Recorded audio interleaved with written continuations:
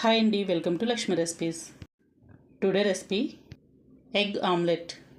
ఈ ఎగ్ ఆమ్లెట్ని చాలా టేస్టీగా ఫ్లఫీగా రావాలంటే ఎలా ప్రిపేర్ చేసుకోవాలో ఈ వీడియోలో చూసేద్దాం పదండి.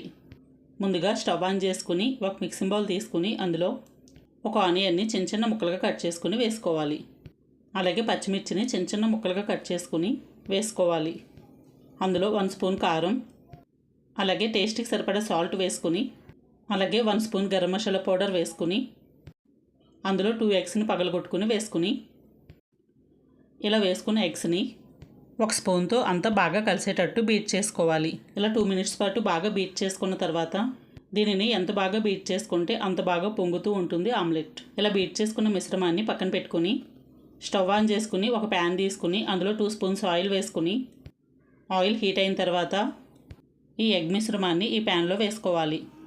ఇలా ఈ మిశ్రమాన్ని ప్యాన్ అంతా సర్దుకొని ఇలా అంతా బాగా సర్దుకున్న తర్వాత దీనిపైన ఒక మూత పెట్టుకుని దీనిని లో ఫ్లేమ్లో కుక్ చేసుకోవాలి.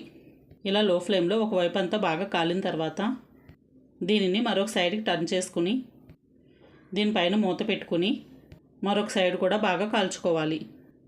ఇలా కాల్చుకున్న తర్వాత మూత తీసుకుని చూస్తే చూడండి ఆమ్లెట్ అనేది ఎంత ఫ్లఫీగా పొంగిందో.